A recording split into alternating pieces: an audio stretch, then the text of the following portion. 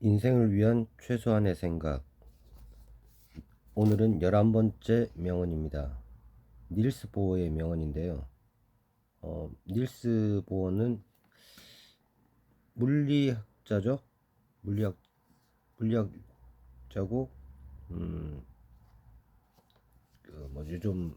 요즘이라고 좀 하면 그렇지만, 그 양자역학이었던 그 이야기를 할 때 아주 중요한 역할을 하는 과학자로 많이 등장을 하죠. 그래서 그런 배경 지식을 생각한다면 그 양자역 이 닐스 보어 같은 경우 이제 기존의 어떤 그 전통 역학 그리고 이제 아인슈타인의 어떤 상대성 이론 등의 어떤 그런 거시 물리학에 대한 어떤 새로운 물리학의 어떤 새로운 패러다임을 또 구축한 어떤 그 양자역학 쪽에 중요한 사람이죠. 그러니까 새로운 어떤 기존의 어떤 진리에 대해서 또 새로운 진리를 만들어낸 사람이죠. 사실의 반대는 거짓이지만 심오한 진리의 반대는 또 다른 심오한 진리일 수 있다.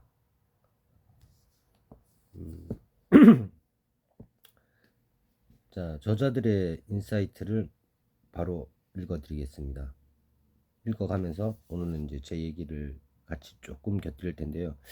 사실 오늘의 이 진리는 지난번 10번째 명언만큼이나 이 단어의 어떤 정의에 대해서 좀 생각을 많이 하게 만들어준 명언이었습니다. 사실이라는 사실, 뭐 거짓, 진리 이런 단어들의 어떤 정의에 대해서 좀 생각을 많이 하게 됐었어요. 저자들은 말합니다. 사실은 하나의 답을 요구하지만 진리는 종종 둘 이상의 방향을 품는다. 그러니까 이 사실은 어떤 현상, 그러니까 실존이라는 일의 어떤 현상의 묘사이지만, 그래서 이제 뭐 그대로 이제 묘사하거나 왜곡하거나 뭐 이런 상황이지만, 진리는 현상에 대한 통찰이기 때문에 묘사를 넘어서 해석의 영역이라고 할 수 있죠. 그래서 때문에 이제 하나의 사실에서도 여러 가지 진리가 태동할 수 있지 않나 라는 생각을 해보았습니다. 그래서 그 사실은 하나의 답을 요구한다라는, 그러니까 사실은 사실 반대, 사실 거짓 이런 것처럼 사실은 그냥 일어난 실제로 일어나는 현상 그 자체이지만, 그래서 뭐 두 가지, 원칙적으로 두 가지, 세 가지의 사실이라는 게 있기가 어렵죠.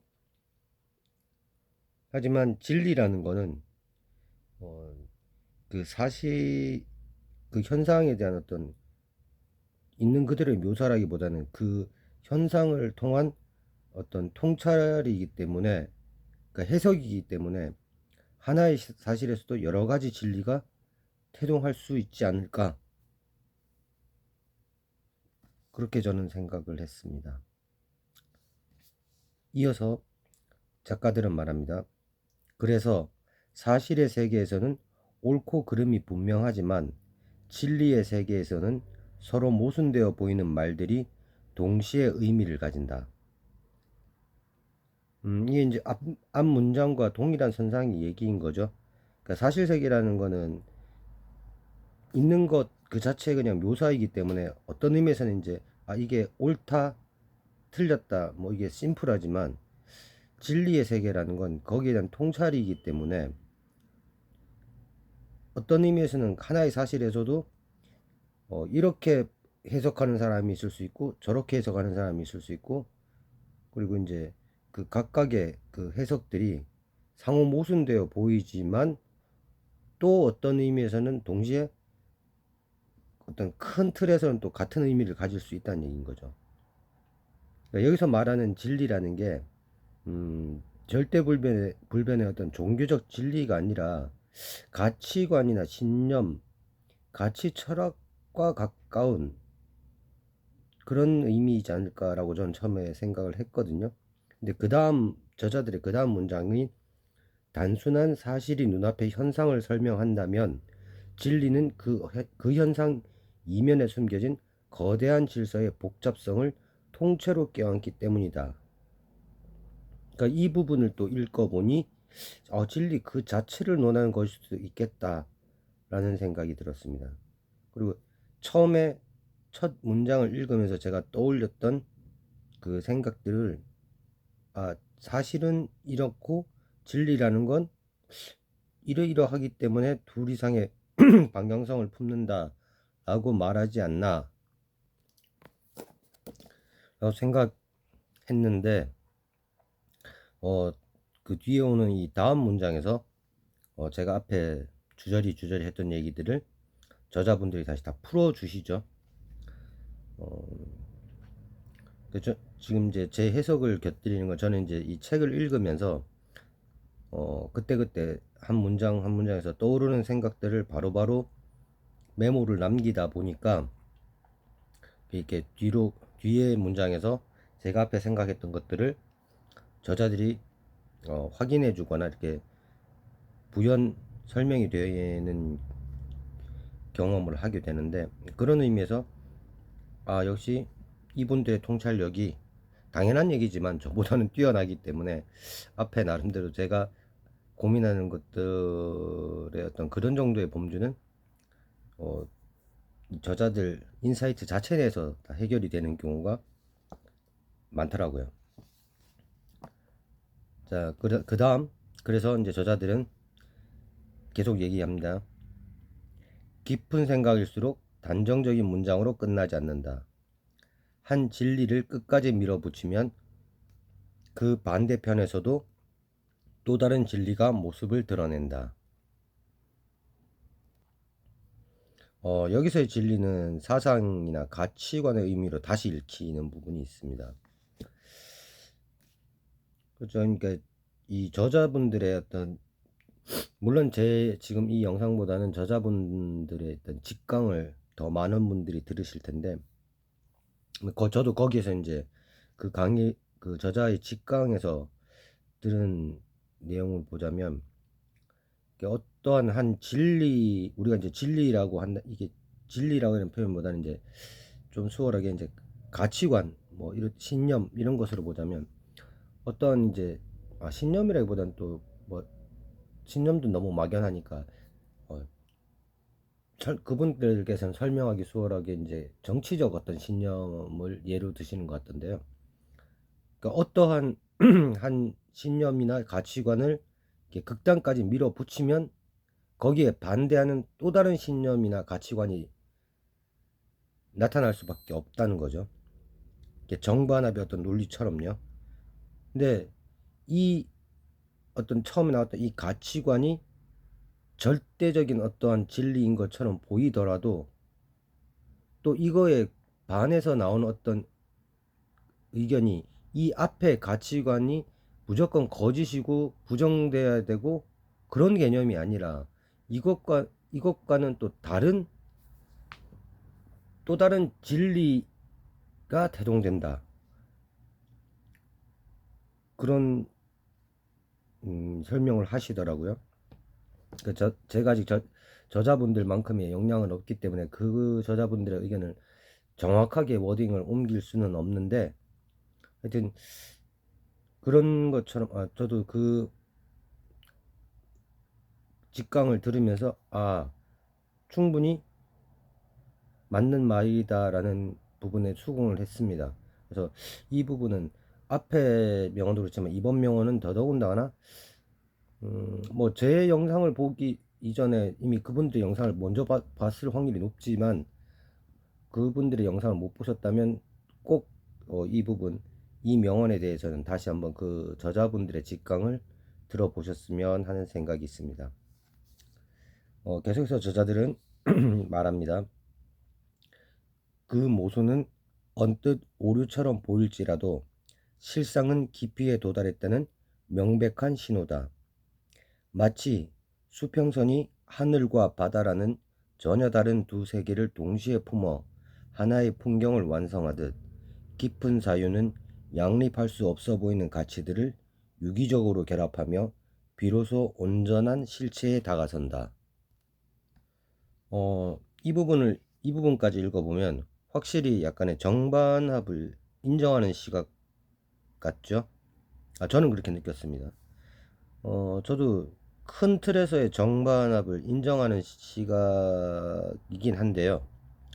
다만 이제 이것과 비슷해 보이는 양비로는 굉장히 경계해야 된다는 생각을 항상 가지고 있습니다. 그리고 이제 또 어떤 통합 뭐 이런 것들을 가정해서 너도 옳고 나도 옳고 다 옳다 뭐 이런 식의 어떤 약간의 뭐 잡탕 그런 식도 경계를 하는 편입니다.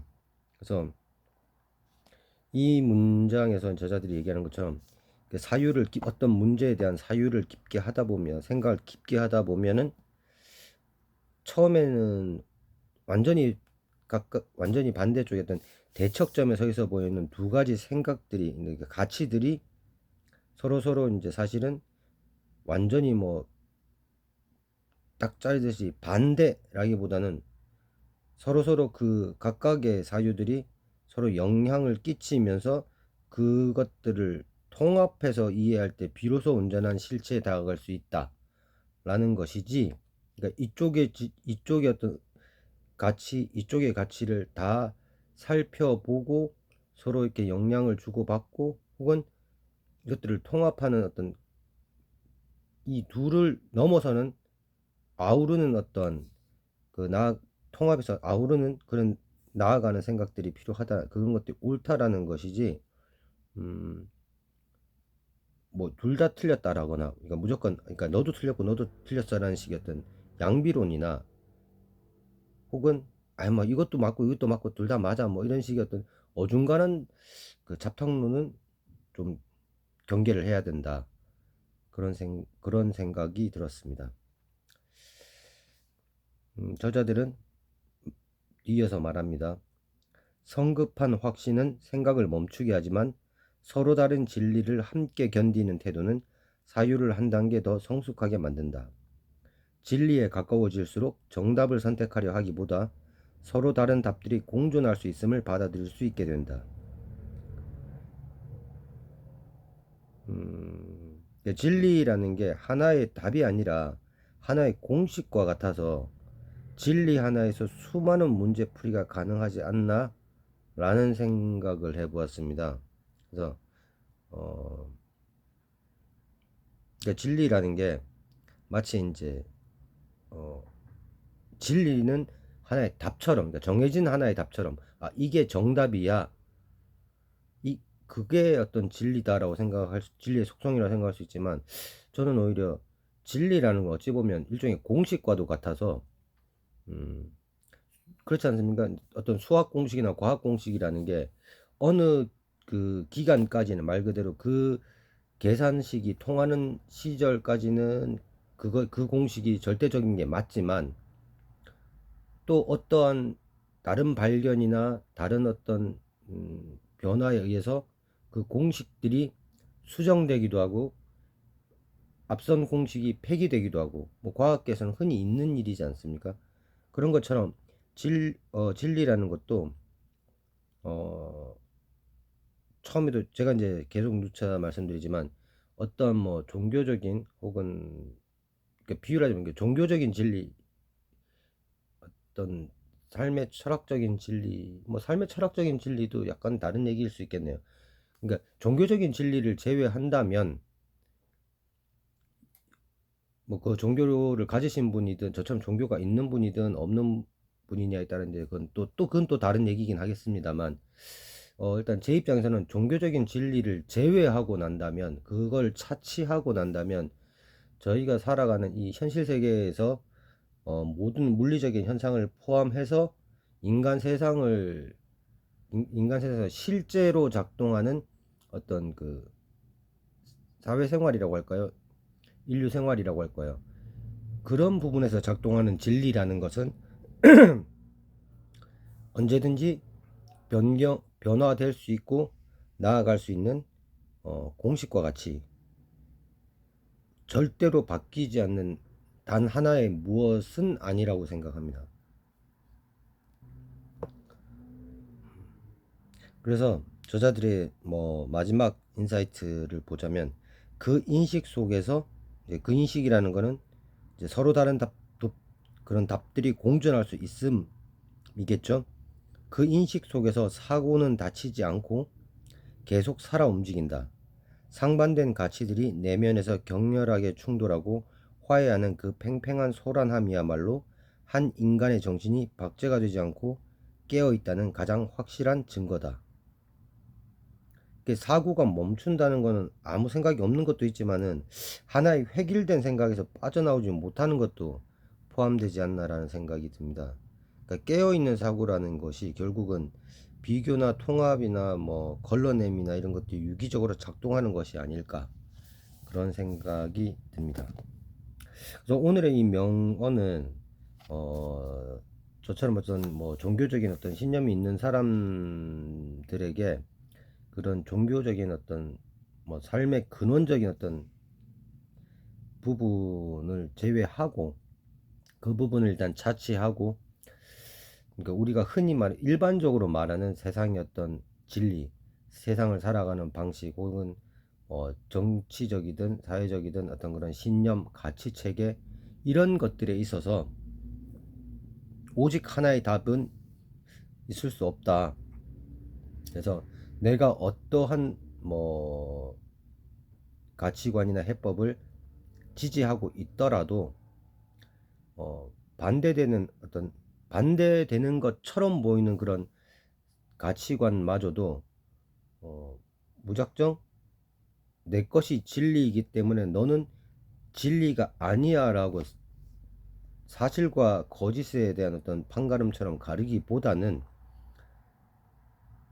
나의 내가 믿고 있는, 내가 지금 추구하고 있는 것이 진리인 것처럼 저쪽의 어떤 그 추구하는 것이 그쪽 나름대로의, 아니면 그쪽 세계관에서의 진리일 수 있다는 걸 인정을 하고, 일단 그럼에도 불구하고 내 입장에서 저것을 어떻게 왜 받아들일 수 있는지 없는지 좀 이렇게 건강한 비평, 그리고 이제 비평이나 반대, 건강한 반대, 그리고 또 그걸 넘어서는 어떤 상대의 어떤 반대에 맞추어서 또 나는 그것을 넘어설 수 있는 또 정상적인 어떤 사고, 이런 것들을 해서 좀 통합적인 사고를 가져야 하지 않나 라는 게 이 명언의 어떤 가르침이지 않을까, 그런 생각이 듭니다.